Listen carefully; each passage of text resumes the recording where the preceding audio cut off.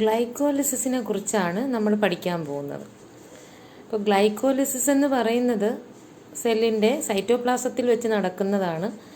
ഇത് എയ്റോബിക് റെസ്പിറേഷനും അനൈറോബിക് റെസ്പിറേഷനും കോമൺ ആയിട്ട് നടക്കുന്ന ഒരു പ്രോസസ്സാണ് ഗ്ലൈക്കോലിസിസ്. അതായത് അവിടെ ഷുഗറിൻ്റെ ബ്രേക്ക് ഡൗൺ ആണ് നടക്കുന്നത്, ഗ്ലൂക്കോസിൻ്റെ ബ്രേക്ക് ഡൗൺ ആണ് ഈ ഗ്ലൈക്കോലിസിസിൽ സംഭവിക്കുന്നതെന്ന് പറയുന്നത്. പിന്നെ ഈ ഗ്ലൈക്കോലിസിസിൻ്റെ ഈ ഒരു പാത്ത് വേ കണ്ടെത്തിയത് അല്ലെങ്കിൽ അത് കൂടുതൽ എക്സ്പ്ലെയിൻ ചെയ്തത്, അതിനെക്കുറിച്ച് ഈ സ്റ്റെപ്സ് എല്ലാം എക്സ്പ്ലെയിൻ ചെയ്തത് 3 സയൻറ്റിസ്റ്റാണ്. അതായത് Gustav Embden, Otto Meyerhof and J Parnas. Embden, Meyerhof, Parnas. അതുകൊണ്ട് ഗ്ലൈക്കോലിസിസിനെ EMP pathway, Embden, Meyerhof, Parnas pathway എന്ന് വരുന്ന EMP പാത്ത് വേ എന്ന് പറയും. ഇപ്പോൾ ഗ്ലൈക്കോലിസിസ് എന്ന് പറയുന്നത് process of breaking down of glucose into 2 molecules of pyruvic acid. Glucose 6 carbon കോമ്പൗണ്ടായ ഗ്ലൂക്കോസ് 3 കാർബൺ കോമ്പൗണ്ടായ പൈറുവിക് ആസിഡായിട്ട്, അതായത് 1 molecule of glucose 2 molecule of pyruvic ആസിഡായിട്ട് മാറുകയാണ് ഗ്ലൈക്കോലിസിസിൽ സംഭവിക്കുന്നത്. ഇത് എയ്റോബിക് റെസ്പിറേഷനും അനൈറോബിക് റെസ്പിറേഷനും കോമൺ ആയിട്ട് വരുന്നൊരു പ്രോസസ്സാണ് ഗ്ലൈക്കോലിസിസ് എന്ന് പറയുന്നത്. അപ്പോൾ ഇനി ഗ്ലൈക്കോലിസിസിൻ്റെ സ്റ്റെപ്സ് എന്തൊക്കെയാണെന്ന് നമുക്ക് നോക്കാം. അപ്പോൾ ഇവിടെ ഗ്ലൈക്കോലിസിസിൽ സംഭവിക്കുന്ന കാര്യം, ഗ്ലൂക്കോസ് പൈറുവിക് ആസിഡായിട്ട് മാറുകയാണ് ചെയ്യുന്നത്. ഗ്ലൂക്കോസ് 6 കാർബൺ കോമ്പൗണ്ടായ ഗ്ലൂക്കോസ് 3 കാർബൺ കോമ്പൗണ്ടായ പൈറുവിക് ആസിഡായിട്ട് മാറുകയാണ് ചെയ്യുന്നത്. അപ്പോൾ ഓരോ സ്റ്റെപ്സ്, ഇതൊരു സീരീസ് ഓഫ് റിയാക്ഷനാണ് ഇവിടെ നടക്കുന്നത്. മെറ്റബോളിക് പാത്ത് വേ നമ്മൾ മുമ്പ് പഠിച്ചപ്പോഴത്തേക്ക് മെറ്റബോളിക് പാത്ത് വേ എന്ന് പറഞ്ഞാൽ ഒരു റിയാക്ഷൻ, ഓരോ റിയാക്ഷൻ എൻസൈം കാറ്റലൈസ്ഡ് ചെയ്തിട്ടുള്ള റിയാക്ഷൻസ് ഒരു സീരീസ് ആയിട്ട് നടക്കുന്നത് മെറ്റബോളിക് പാത്ത് വേ എന്ന് പറയും. അതിന് ഗ്ലൈക്കോളിസിസ് നമ്മൾ എക്സാമ്പിൾ ആണെന്ന് പറഞ്ഞു. അപ്പോൾ അതുപോലെ ഒരു സീരീസ് ഓഫ് റിയാക്ഷനാണ് ഇവിടെ നടക്കുന്നത്. അപ്പോൾ ഗ്ലൂക്കോസ് 6 ഫോസ്ഫേറ്റ് ആയിട്ട് മാറുന്നു. അതായത് ഒരു ഫോസ്ഫേറ്റ് ഗ്രൂപ്പ് കൂടി ആഡ് ചെയ്യപ്പെട്ടു ഗ്ലൂക്കോസ് 6 ഫോസ്ഫേറ്റ്. ഈ 6 ഫോസ്ഫേറ്റ് 1, 3 എന്നൊക്കെ പറയുന്നത് ഈ കോമ്പൗണ്ടിൻ്റെ അല്ലെങ്കിൽ ഗ്ലൂക്കോസിൻ്റെ അല്ലെങ്കിൽ ഫ്രക്ടോസിൻ്റെ ഏതൊരു കോമ്പൗണ്ടിൻ്റെയും എത്രാമത്തെ പൊസിഷനിലാണ്, എത്രാമത്തെ കാർബൺ ആറ്റത്തിലാണ് ഈ ഫോസ്ഫേറ്റ് മോളിക്യൂൾ ആഡ് ചെയ്തിരിക്കുന്നത് എന്നുള്ളതാണ് ഈ 6 ഫോസ്ഫേറ്റ് 3 ഫോസ്ഫേറ്റ് എന്നൊക്കെ പറയുന്നത്. അപ്പോൾ ഗ്ലൂക്കോസിൻ്റെ 6ാമത്തെ കാർബൺ ആറ്റത്തിലാണ് ഈ ഫോസ്ഫേറ്റ് ആഡ് ചെയ്യപ്പെട്ടിരിക്കുന്നത്. അതാണ് ഗ്ലൂക്കോസ് 6 ഫോസ്ഫേറ്റ് എന്ന് പറയുന്നത്. ഗ്ലൂക്കോസ് 6 ഫോസ്ഫേറ്റ് ആയിട്ട് മാറുന്നു. എൻസൈം ഇവിടെ ഹെക്സോകൈനേസ് എന്ന് പറയുന്ന എൻസൈമാണ്. അപ്പോൾ ഇവിടെ ഫോസ്ഫേറ്റ് ഗ്രൂപ്പ് കൊടുക്കണമെങ്കിൽ, അല്ലെങ്കിൽ ഗ്ലൂക്കോസ് 6 ഫോസ്ഫേറ്റ് ആയിട്ട് മാറണമെങ്കിൽ അവിടെ ഒരു ഫോസ്ഫേറ്റ് വേണ്ടേ? ആ ഫോസ്ഫേറ്റിനെ പ്രൊവൈഡ് ചെയ്യുന്നത് ATP ആണ്. അപ്പോൾ ഇവിടെ ഒരു മോളിക്യൂൾ ഓഫ് ATP യൂട്ടിലൈസ് ചെയ്യുന്നുണ്ട്, ഉപയോഗിക്കുന്നുണ്ട്. അപ്പോൾ ഇവിടെ ATP ഉപയോഗിച്ചു, യൂട്ടിലൈസ് ചെയ്തു. ഇനി ഗ്ലൂക്കോസ് 6 ഫോസ്ഫേറ്റ് ഐസോമറൈസ് ചെയ്ത് ഫ്രക്ടോസ് 6 ഫോസ്ഫേറ്റ് ആയിട്ട് മാറും. ഗ്ലൂക്കോസിൻ്റെ ഒരു ഐസോമറാണല്ലോ ഫ്രക്ടോസ്. അപ്പോൾ ഗ്ലൂക്കോസ് 6 ഫോസ്ഫേറ്റ് ഫ്രക്ടോസ് 6 ഫോസ്ഫേറ്റ് ആയിട്ട് കൺവേർട്ട് ചെയ്യുന്നു. ഇനി ഈ fructose 6 phosphate fructose 1,6 diphosphate, biphosphate അല്ലെങ്കിൽ ഡൈഫോസ്ഫേറ്റ് ആയിട്ട് മാറും. അപ്പോൾ ഇവിടെ ഒരു ഫോസ്ഫേറ്റ് കൂടി, ഇവിടെ ഫ്രക്ടോസ് 6 ഫോസ്ഫേറ്റേ ഉണ്ടായിരുന്നുള്ളൂ, ഇവിടെ ഇപ്പോൾ ഫ്രക്ടോസ് 1,6 ഡൈഫോസ്ഫേറ്റ് ആയിട്ട് മാറി. അപ്പോൾ ഒരു ഫോസ്ഫേറ്റും കൂടി വേണം. അതിനെ ആര് കൊടുക്കും? ATP കൊടുക്കും. അങ്ങനെ ATP ADP ആയിട്ട് മാറും. ATPയിൽ നിന്നും ഒരു ഫോസ്ഫേറ്റ് കൊടുക്കുമ്പോഴത്തേക്ക് ATP ADP ആയിട്ട് മാറും. ATP ADP ആയിട്ട് മാറും. ATPയിൽ നിന്ന് ഒരു ഫോസ്ഫേറ്റ് അങ്ങ് പോയി. അപ്പോൾ എന്ത് ചെയ്യും? ATP അഡിനോസിൻ ട്രൈഫോസ്ഫേറ്റിൽ നിന്നും ഒരു ഫോസ്ഫേറ്റ് പോകുമ്പോൾ അഡിനോസിൻ ഡൈഫോസ്ഫേറ്റ് ആകും. അങ്ങനെയാണ് ഇവിടെ 2 സ്ഥലത്തും നടക്കുന്നത്. ATP ഒരു ഫോസ്ഫേറ്റ് ഇവിടെ കൊടുത്തപ്പോൾ ATP ADP ആയി മാറി. ഇവിടെ ഫ്രക്ടോസ് 6 ഫോസ്ഫേറ്റ് ഫ്രക്ടോസ് 1,6 ഡൈഫോസ്ഫേറ്റായി മാറിയപ്പോൾ ATP ഉപയോഗിച്ചു. അപ്പോൾ ATP ADP ആയിട്ട് മാറി. ഇനി ഫ്രക്ടോസ് 1,6 ഡൈഫോസ്ഫേറ്റ് 2 കോമ്പൗണ്ടുകളായിട്ട് മാറുന്നു. DHAP എന്ന് പറയുന്ന ഡൈഹൈഡ്രോക്സി അസെറ്റോൺ ഫോസ്ഫേറ്റും 3-ഫോസ്ഫോ ഗ്ലിസറാൾഡിഹൈഡും ആയിട്ട് മാറുന്നു. PGAL ആയിട്ടും മാറുന്നു. അപ്പോൾ ഈ ഫ്രക്ടോസ് 1,6 ഡൈഫോസ്ഫേറ്റ് ഡൈഹൈഡ്രോക്സി അസറ്റോൺ ഫോസ്ഫേറ്റും PGAL അല്ലെങ്കിൽ 3-ഫോസ്ഫോ ഗ്ലിസറാൾഡിഹൈഡ് ആയിട്ടും മാറുന്നു. ഇതിൽ ഈ PGAL ഗ്ലൈക്കോളിസിസിൽ ആദ്യം PGAL ഉണ്ടാകുന്നു, പിന്നീട് ഗ്ലിസറിക് ആസിഡ് ഉണ്ടാകുന്നു, ഫോസ്ഫോ ഗ്ലിസറിക് ആസിഡ് ഉണ്ടാകുന്നു. നമ്മൾ കാൽവിൻ സൈക്കിൾ പഠിച്ചപ്പോൾ തിരിച്ചിട്ടായിരുന്നു. ആദ്യം ഫോസ്ഫോ ഗ്ലിസറിക് ആസിഡ് ഉണ്ടായി, പിന്നീട് ഫോസ്ഫോ ഗ്ലിസറാൾഡിഹൈഡ് ഉണ്ടായി. ഇവിടെ അത് തിരിഞ്ഞാണ് വരുന്നത്. കാൽവിൻ സൈക്കിളിനെ ഗ്ലൈക്കോളിറ്റിക് റിവേഴ്സൽ എന്ന് പറയും ആ ഭാഗം. അപ്പോൾ അത് ഓക്കെ. ഇവിടെ ഇപ്പോൾ ഫ്രക്ടോസ് 1,6 ഡൈഫോസ്ഫേറ്റ് ഡൈഹൈഡ്രോക്സി അസറ്റോൺ ഫോസ്ഫേറ്റും 3-ഫോസ്ഫോ ഗ്ലിസറാൾഡിഹൈഡുമായി മാറും. ഈ 3-ഫോസ്ഫോ ഗ്ലിസറാൾഡിഹൈഡ് പെട്ടെന്ന് തന്നെ ഡൈഹൈഡ്രോക്സി അസറ്റോൺ ഫോസ്ഫേറ്റ് പെട്ടെന്ന് തന്നെ കൺവേർട്ട് ചെയ്ത് 3-ഫോസ്ഫോ ഗ്ലിസറാൾഡിഹൈഡ് ആയിട്ട് മാറും. അപ്പോൾ ഒരു 3-ഫോസ്ഫോ ഗ്ലിസറാൾഡിഹൈഡ് ഉണ്ടായിരുന്നു, ഒപ്പം DHAPയും പ്രൊഡ്യൂസ് ചെയ്തു. DHAP പെട്ടെന്ന് തന്നെ കൺവേർട്ട് ചെയ്ത് PGAL ആയിട്ട് മാറി. അപ്പോൾ എത്ര മോളിക്യൂൾ ഓഫ് PGAL ഉണ്ടായി? 2 മോളിക്യൂൾ ഓഫ് PGAL ഉണ്ടായി. ഇനിയെല്ലാം ഈ 2 PGAL സംഭവിക്കുന്ന കാര്യങ്ങളാണ്. എല്ലാം ഇനി 2 മോളിക്യൂൾസ് ആയിരിക്കും ഉണ്ടാകുന്നത്. അപ്പോൾ അറിയാമല്ലോ, ഗ്ലൂക്കോസ് 6 ഫോസ്ഫേറ്റ് ആയി, ഫ്രക്ടോസ് 6 ഫോസ്ഫേറ്റ് ആയി, ഫ്രക്ടോസ് 1,6 ഡൈഫോസ്ഫേറ്റ് ആയി. അത് കൺവേർട്ട് ചെയ്ത് ഡൈഹൈഡ്രോക്സി അസറ്റോൺ ഫോസ്ഫേറ്റും ഗ്ലിസറാൾഡിഹൈഡ് ഫോസ്ഫേറ്റ് അല്ലെങ്കിൽ ഫോസ്ഫോ ഗ്ലിസറാൾഡിഹൈഡും ഉണ്ടായി. ഡൈഹൈഡ്രോക്സി അസറ്റോൺ ഫോസ്ഫേറ്റ് കൺവേർട്ട് ചെയ്ത് PGAL ആയി മാറി. അപ്പോൾ നിലവിൽ മൊത്തം 2 PGAL ഉണ്ടായി. ഇനി ഈ ഫോസ്ഫോ ഗ്ലിസറാൾഡിഹൈഡ്, അതായത് 3-ഫോസ്ഫോ ഗ്ലിസറാൾഡിഹൈഡ് 1,3 ഡൈഫോസ്ഫോ ഗ്ലിസറിക് ആസിഡ് ആയിട്ട് മാറുന്നു, PGA ആയിട്ട് മാറുന്നു. 1,3 ഡൈഫോസ്ഫോ ഗ്ലിസറിക് ആസിഡ് ആയിട്ട് മാറും. ഈ സമയത്ത് NAD റെഡ്യൂസ് ചെയ്ത് NADH ആയിട്ട് മാറുന്നു. അതായത് ഇവിടെ നിന്നും ഇലക്ട്രോണും പ്രോട്ടോണും ഒക്കെ റിലീസ് ചെയ്യുന്നു. അങ്ങനെയാണ് NAD പ്ലസ് റെഡ്യൂസ് ചെയ്ത് NADH, അതായത് NAD റെഡ്യൂസ് ചെയ്ത് NADH ആയിട്ട് മാറുന്നു. അപ്പോൾ ഇവിടെ ഒരു NADH പ്രൊഡ്യൂസ് ചെയ്യുന്നുണ്ട്. ഇനി 1,3 ഡൈഫോസ്ഫോ ഗ്ലിസറിക് ആസിഡ് അല്ലെങ്കിൽ ഗ്ലിസറേറ്റ്, ബൈഫോസ്ഫോ എന്നും പറയും.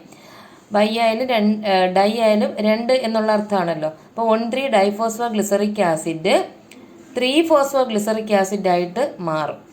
1,3 ഡൈഫോസ്ഫോ ഗ്ലിസറിക് ആസിഡ് 3-ഫോസ്ഫോ ഗ്ലിസറിക് ആസിഡ് ആയിട്ട് മാറും. അതായത് ഇവിടെ 2 ഫോസ്ഫേറ്റ് ഗ്രൂപ്പ് ഉണ്ടായിരുന്നു, ഇവിടെ ഒരു ഫോസ്ഫേറ്റ്, ഇവിടെ ഡൈഫോസ്ഫോ ആയിരുന്നു, ഇവിടെ ഒരു ഫോസ്ഫോ ഗ്ലിസറിക് ആസിഡ്. അപ്പോൾ ഈ ഫോസ്ഫേറ്റ് ഗ്രൂപ്പ് എവിടേക്കോ പോയി.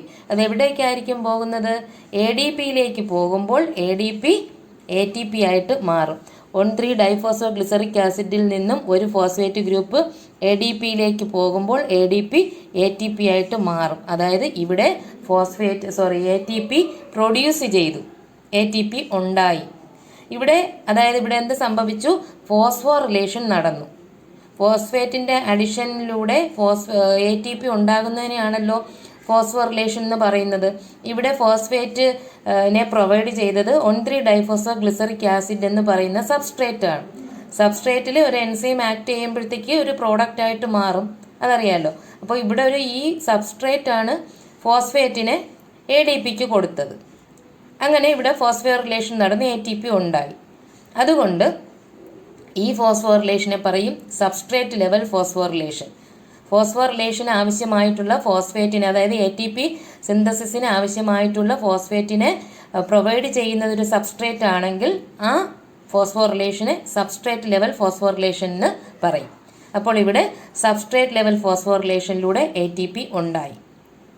ഇനി 3-ഫോസ്ഫോ ഗ്ലിസറിക് ആസിഡ് 2-ഫോസ്ഫോ ഗ്ലിസറിക് ആസിഡ് ആയിട്ട് മാറുന്നു. 2-ഫോസ്ഫോ ഗ്ലിസറിക് ആസിഡ് ഒരു മോളിക്യൂൾ ഓഫ് വാട്ടർ എലിമിനേറ്റ് ചെയ്യുന്നതിനോടൊപ്പം ഫോസ്ഫോ ഈനോൾ പൈറുവിക് ആസിഡ് ആകുന്നു. ഫോസ്ഫോ ഈനോൾ പൈറുവിക് ആസിഡ് ആയിട്ട് മാറുന്നു. ഫോസ്ഫോ ഈനോൾ പൈറുവിക് ആസിഡിൽ നിന്നും പൈറുവിക് ആസിഡ് ഉണ്ടാകുന്നു. അതായത് ഈ ഫോസ്ഫോ എങ്ങോട്ടും പോകാനിടയില്ല. ആർക്ക് കൊടുക്കും? ADPക്ക് കൊടുക്കും. അപ്പോൾ ഈ ഫോസ്ഫോ ഈനോൾ പൈറുവിക് ആസിഡിൽ നിന്നും ഫോസ്ഫേറ്റ് ഗ്രൂപ്പ് ADPക്ക് കൊടുത്തു. എന്തുണ്ടായി? ATP ഉണ്ടായി. പിന്നെ ഈ ഫോസ്ഫോ ഈനോൾ പൈറുവിക് ആസിഡായി മാറി. അപ്പോൾ ഇവിടെ ATP ഉണ്ടായത് ഏത് level of phosphorylation? Substrate level of phosphorylation. അപ്പോൾ ഇവിടെ മുതൽ 2 മോളിക്യൂളാണ് വന്നുകൊണ്ടിരിക്കുന്നത്. അപ്പോൾ ഫൈനലി പ്രൊഡ്യൂസ് ചെയ്യുന്ന പൈറുവിക് ആസിഡും എത്രയായിരിക്കും? 2 മോളിക്യൂൾസ് ഓഫ് പൈറുവിക് ആസിഡ്. ഇതാണ് ഗ്ലൈക്കോലിസിസിൻ്റെ സ്റ്റെപ്പ്. അപ്പോൾ ഇവിടെ ഒന്നുകൂടി പറയാം, ഗ്ലൂക്കോസ് 6 ഫോസ്ഫേറ്റ് ആയിട്ട് മാറുന്നു. അവിടെ ATP ഉപയോഗിച്ചു. അത് ഗ്ലൂക്കോസ് 6 ഫോസ്ഫേറ്റ് കൺവേർട്ട് ചെയ്ത് ഫ്രക്ടോസ് 6 ഫോസ്ഫേറ്റ് ആയി മാറി. ഫ്രക്ടോസ് 6 ഫോസ്ഫേറ്റ് ഫ്രക്ടോസോൺ 6 ഡൈഫോസ്ഫേറ്റ് ആയി മാറി. അപ്പോഴും ATP ഉപയോഗിച്ചു. ഫ്രക്ടോസോൺ 6 ഡൈഫോസ്ഫേറ്റ് 2 പ്രോഡക്റ്റായിട്ട് മാറുന്നു. 2 കോമ്പൗണ്ട് ഉണ്ടായി. ഡൈഹൈഡ്രോക്സി അസറ്റോൺ ഫോസ്ഫേറ്റും ഗ്ലിസറാൾഡിഹൈഡ് ഫോസ്ഫേറ്റും PGAL ഉണ്ടായി. ഇനി ഈ PGAL, അതായത് ഗ്ലിസറാൾഡിഹൈഡ് ഫോസ്ഫേറ്റ് 1,3 ഡൈഫോസ്ഫോ ഗ്ലിസറിക് ആസിഡായി മാറുന്നു. ഇവിടെ NADH പ്രൊഡ്യൂസ് ചെയ്തു. പിന്നെ 1,3 ഡൈഫോസ്ഫോ ഗ്ലിസറിക് ആസിഡ് 3-ഫോസ്ഫോ ഗ്ലിസറിക് ആസിഡായി മാറി. ATP അവിടെ പ്രൊഡ്യൂസ് ചെയ്തു. അതായത് ഈ ഫോസ്ഫേറ്റിനെ ADPക്ക് കൊടുത്ത് ATP ഉണ്ടായി. Substrate level phosphorylation. 3-ഫോസ്ഫോ ഗ്ലിസറിക് ആസിഡ് 2-ഫോസ്ഫോ ഗ്ലിസറിക് ആസിഡായി മാറി. അത് ഫോസ്ഫോ ഈനോൾ പൈറുവിക് ആസിഡായി മാറി. ഫോസ്ഫോ ഈനോൾ അപ്പോൾ ഇത് ഈ DHAP PGAയിലായത് 2ആയി. PGAൽ 2ആയി. ഇനിയെല്ലാം 2 മോളിക്യൂൾ വെച്ചിട്ടാണ്. ഫോസ്ഫോ ഈനോൾ പൈറുവിക് ആസിഡായി മാറി. അപ്പോഴും ATP ഉണ്ടായി. Substrate level phosphorylation. ഇതാണ് ഗ്ലൈക്കോലിസിസിൻ്റെ സ്റ്റെപ്സ്.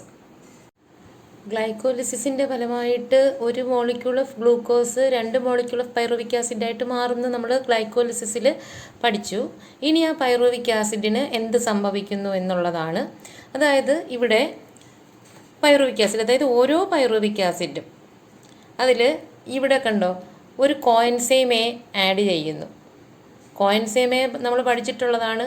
ഒരു ഹോളോ എൻസൈമിൻ്റെ പാർട്ടാണ് എന്ന് പറയുമ്പോൾ അതിൻ്റെ non protein part coenzyme, prosthetic ഗ്രൂപ്പൊക്കെ പഠിച്ചതാണ്. അപ്പോൾ അതൊരു എൻസൈമിനെ കാറ്റലൈസ് ചെയ്യുന്നതിന് വേണ്ടിയിട്ടുള്ള, അതായത് അതിൻ്റെ ആക്ടിവിറ്റി കൂട്ടുന്നതിന് വേണ്ടിയിട്ടുള്ള ഒരു നോൺ പ്രോട്ടീൻ പാർട്ട് ഓഫ് എൻസൈമാണ് കോഎൻസൈം എന്ന് പറയുന്നത്. ഇതിൽ ഈ പൈറുവിക് ആസിഡ് കോഎൻസൈം ഇവിടെ ഒരു കോഎൻസൈം ചേരുന്നു, കൂടെ ആഡ് ചെയ്ത് ഇവിടെ കാർബൺ ഡൈ ഓക്സൈഡ്, അതായത് ഓക്സിഡേറ്റീവ് ഡീകാർബോക്സിലേഷൻ നടന്ന ഒരു കാർബൺ, ഇത് 3 മോളിക്യൂൾസ് ഓഫ് 3 കാർബൺ ആറ്റം കോമ്പൗണ്ടാണ് പൈറുവിക് ആസിഡ്. ഇവിടെ കാർബൺ ഡൈ ഓക്സൈഡ് റിലീസ് ചെയ്ത്, അതായത് ഓക്സിഡേറ്റീവ് ഡീകാർബോക്സിലേഷൻ കഴിഞ്ഞ് കാർബൺ ഡൈ ഓക്സൈഡ് അങ്ങ് പോകുമ്പോൾ ഒരു കാർബൺ ആറ്റം അങ്ങ് പോയി.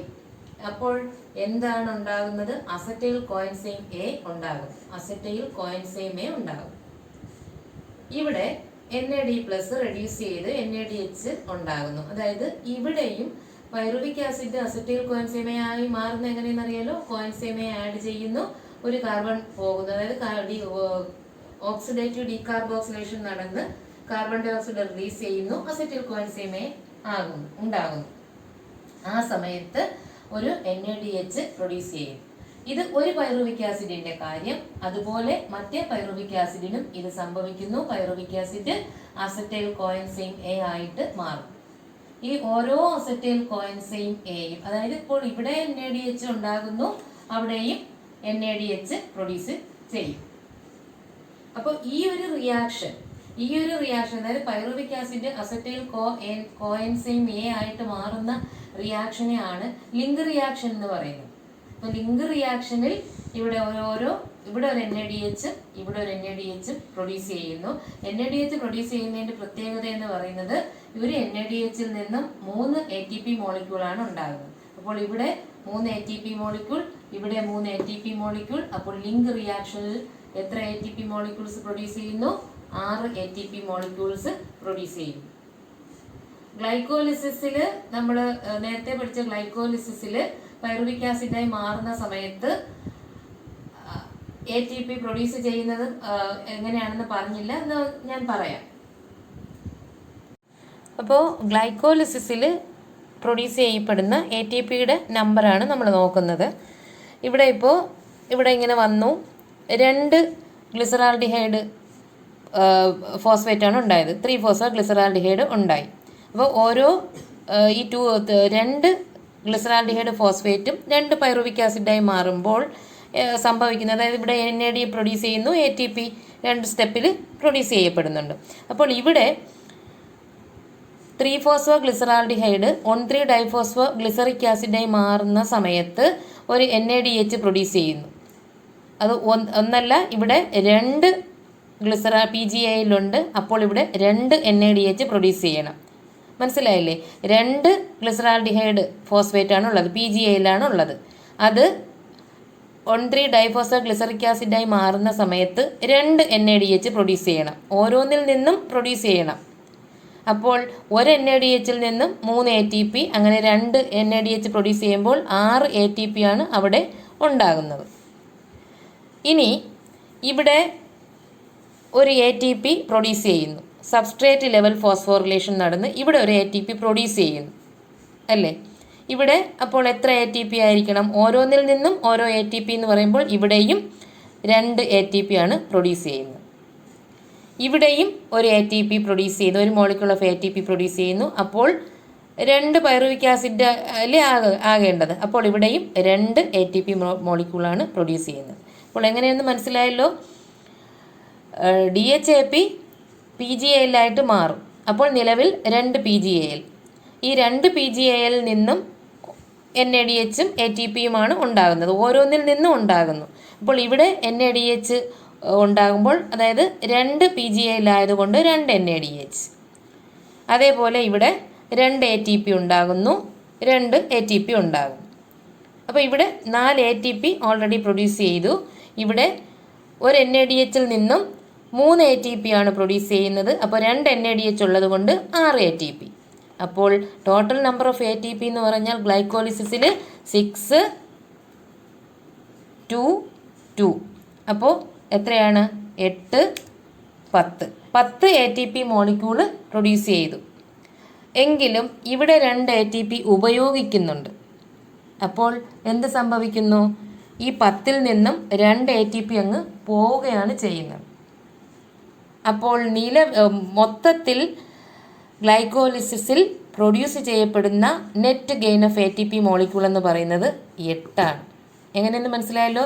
ഇവിടെ NADH 2, പിന്നെ 4 ATP.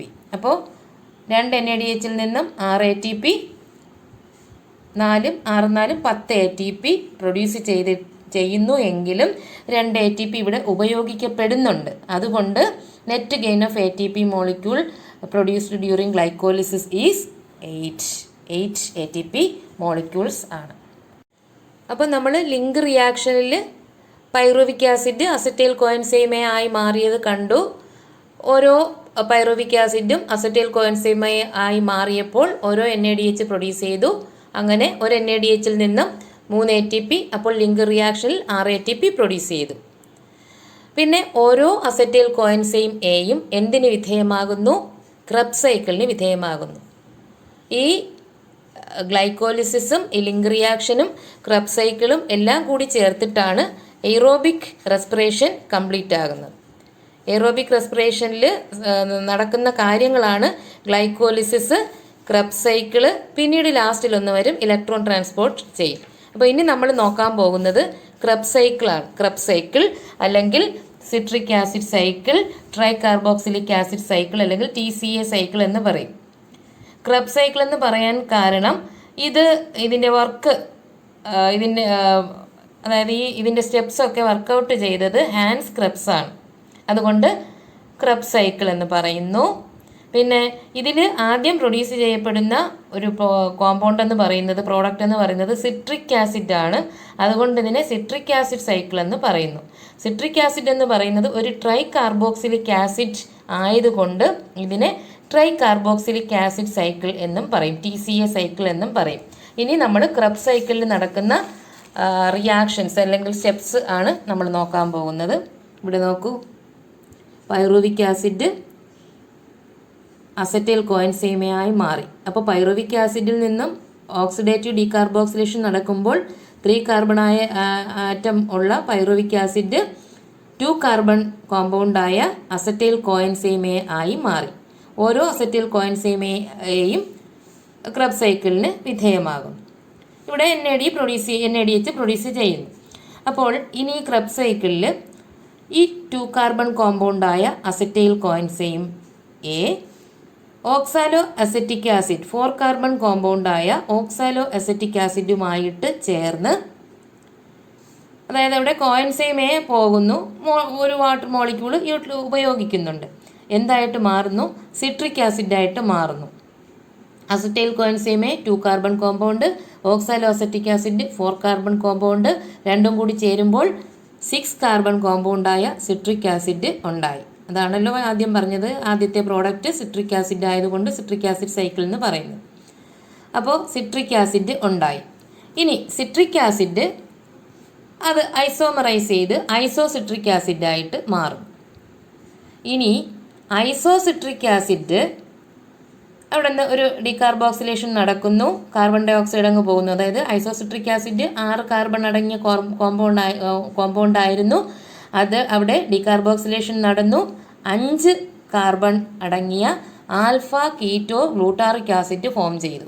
അപ്പോൾ ഇവിടെ നിന്ന് ഒരു കാർബൺ ഡൈ ഓക്സൈഡ് അങ്ങ് പോയി, അപ്പോൾ ഒരു കാർബൺ ആറ്റം കുറഞ്ഞു, 5 കാർബൺ കോമ്പൗണ്ടായ alpha keto glutaric acid produce ചെയ്യുന്നു.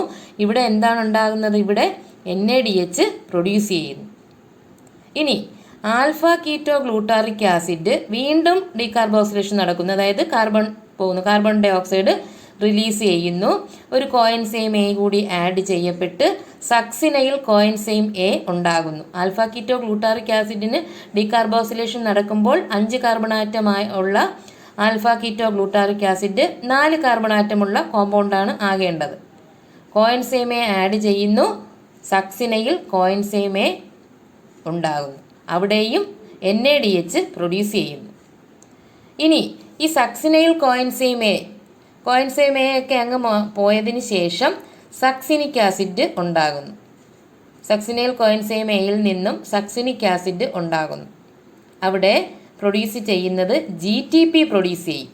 അതായത് GDP എന്ന് പറയുന്നത് ഗ്വാനോസിൻ ഡൈഫോസ്ഫേറ്റ്. ഇതൊക്കെ ഹൈ എനർജി റിച്ച് മോളിക്യൂൾസ് ആണ്. ഗ്വാനോസിൻ ഡൈഫോസ്ഫേറ്റിനോടൊപ്പം ഒരു ഫോസ്ഫേറ്റ് കൂടി ആഡ് ചെയ്ത് GTP ഗ്വാനോസിൻ ട്രൈഫോസ്ഫേറ്റ് ഉണ്ടാകുന്നു.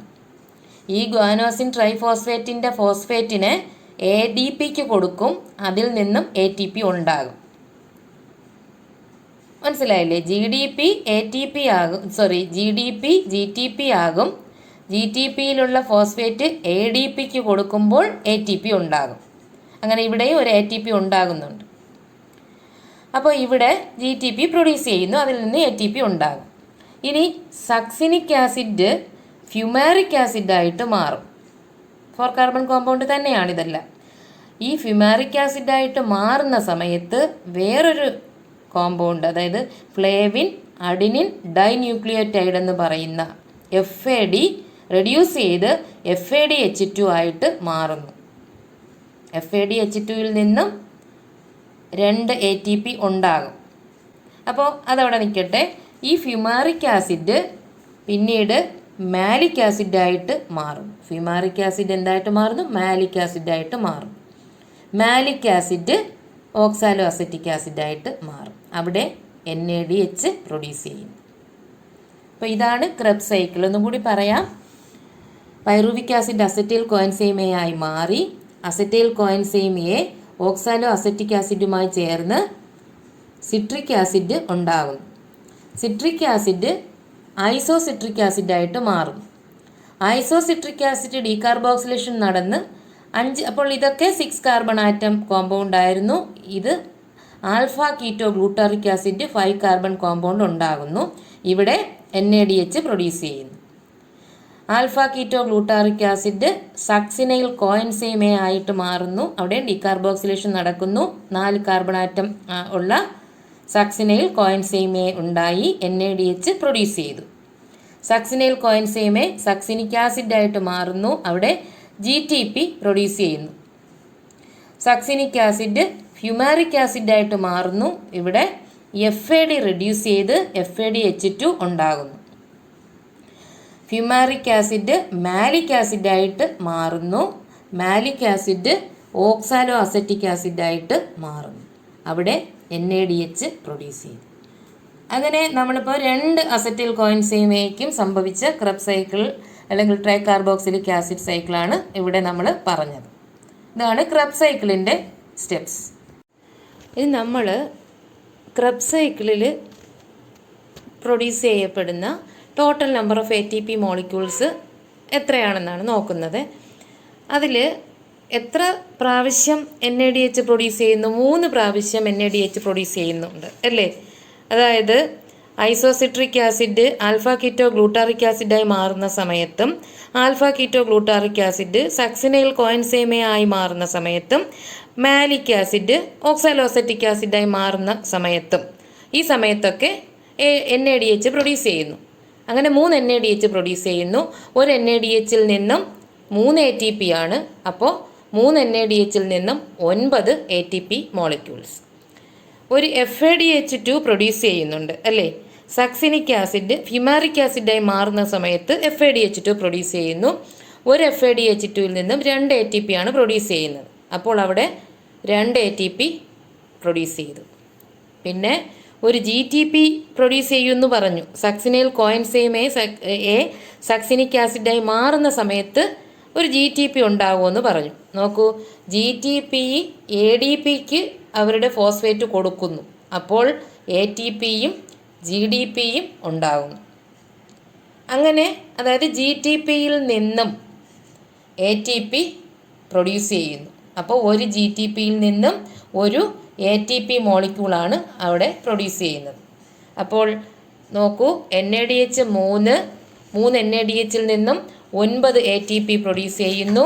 ഒരു FADH2ൽ നിന്നും 2 ATPയും പിന്നെ ഒരു GTPയിൽ നിന്നും 1 ATPയും പ്രൊഡ്യൂസ് ചെയ്തു. അങ്ങനെ നോക്കൂ, മൊത്തം ഒരു ക്രബ് സൈക്കിളിൽ പ്രൊഡ്യൂസ് ചെയ്യുന്ന ATPയുടെ എണ്ണം 9+2+1. അപ്പോൾ എത്രയാണ്? 12 ATP മോളിക്യൂൾസ്. 2 പ്രാവശ്യം ക്രബ് സൈക്കിൾ നടക്കും. 2 അസറ്റൈൽ കോഎൻസൈമേ ഉണ്ട്. 2 പൈറുവിക് ആസിഡ് ഉണ്ടായിരുന്നു. അതിൽ നിന്നും ഓരോ അസറ്റൈൽ കോഎൻസൈമേ ഉണ്ടായി. ഓരോ അസറ്റൈൽ കോഎൻസൈമേയും ഓരോ ക്രബ് സൈക്കിളിന് വിധേയമാകുന്നു. അങ്ങനെ 2 ക്രബ് സൈക്കിൾ നടക്കുമ്പോൾ molecules total ATP molecules 12 ATP molecules into 2 24 ATP molecules ആണ് ഒരു ക്രബ് സൈക്കിൾ നടക്കുമ്പോൾ. ക്രബ് സൈക്കിൾ 2 പ്രാവശ്യം നടക്കും. അങ്ങനെ ക്രബ് സൈക്കിളിൻ്റെ net gain of ATP molecule എന്ന് പറയുന്നത് 24 ആണ്. 24 ATP മോളിക്യൂൾസ് ക്രബ് സൈക്കിളിൽ, 6 ATP മോളിക്യൂള് ലിങ്ക് റിയാക്ഷനിൽ, 8 ATP മോളിക്യൂള് ഗ്ലൈക്കോലിസിസിൽ. അങ്ങനെ total number of ATP molecules during aerobic respiration എന്ന് പറയുന്നത് 24, 6 30, 8 38 ATP മോളിക്യൂൾസ് ആണ് എയറോബിക് റെസ്പിറേഷൻ്റെ ATP മോളിക്യൂളിൻ്റെ നെറ്റ് ഗെയിൻ എന്ന് പറയുന്നത്. ഓക്കെ.